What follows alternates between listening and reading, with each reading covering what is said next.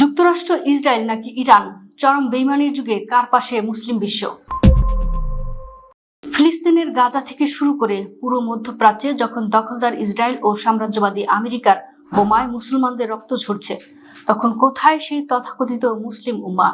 আন্তর্জাতিক সংবাদ মাধ্যম বিবিসির সাম্প্রতিক এক বিশ্লেষণী প্রতিবেদনে যে রূঢ় সত্যটি উঠে এসেছে তা দেখে বিশ্বের যে কোনো স্বাধীনতাকামী মানুষের রক্ত টকবক করে ফুটতে বাধ্য।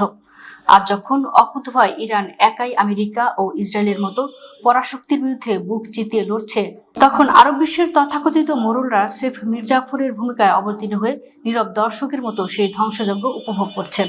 বিবিসির প্রতিবেদনটি চোখে আঙুল দিয়ে দেখিয়ে দিয়েছে, আরব ও মুসলিম দেশগুলোর কাছে ইসলামী সংহতি বা ফিলিস্তিনের রক্ত আজ স্রেফ একটি রাজনৈতিক বুলি মাত্র। শিয়া সুন্নি ঐতিহাসিক দ্বন্দ্বের দোহাই দিয়ে এবং নিজেদের রাজতন্ত্র টিকিয়ে রাখার স্বার্থে সৌদি আরব সহ উপসাগরীয় দেশগুলো আজ পুরোপুরি ওয়াশিংটনের দাসে পরিণত হয়েছে। ভীষণ 2030-এর মহাপরিকল্পনা, অর্থনৈতিক প্রবৃদ্ধি কিংবা ক্রিস্টিয়ানো রোনালদোকে নিজেদের লিগে খেলানোর মতো বিলাসবহুল জীবনের লোভে তারা আজ মুসলিমের কান্নাকে স্রেফ উপেক্ষা করছে। তারা নিজেদের স্বার্থে আজ লড়াকু ইরানকে শত্রু আর রক্তপিপাসু আমেরিকাকে রক্ষাকর্তা বানিয়েছে। সবচেয়ে লজ্জাজনক তথ্যটি ফাঁস করেছেন মধ্যপ্রাচ্য বিশেষজ্ঞ ফ্রাবিস ব্যালান্স। তিনি স্পষ্ট জানিয়েছেন, আরব দেশগুলো এখন নিজেদের নিরাপত্তার জন্য খোদ দখলদার ইসরায়েলের আরো কাছাকাছি যাওয়ার চেষ্টা করছে। ফিলিস্তিনিদের হত্যাকারী ইসরায়েলের কাছ থেকে আয়রন ডোম আকাশ প্রতিরক্ষা ব্যবস্থা ভিক্ষা পাওয়ার আশায় তারা আজ চরম বেইমানির পথ বেছে নিয়েছে। আব্রাহাম আরকটস এর নামে তারা ফিলিস্তিন ও মুসলিম বিশ্বের সাথে যে বিশ্বাসঘাতকতা করেছিল, আজ যুদ্ধের ময়দানে তারই নগ্ন রূপ প্রকাশ পাচ্ছে। পাশ্চাত্যের মিডিয়া দম্ভভরে প্রচার করছে যে ইসরায়েল ও আমেরিকার নজিরবিহীন হামলায় হামাস আজ পঙ্গু, হিজবুল্লাহর শীর্ষ নেতৃত্ব প্রায় নির্মূল এবং সিরিয়ার আসাদ সরকার উৎখাত হয়ে মস্কোয় পালিয়েছে।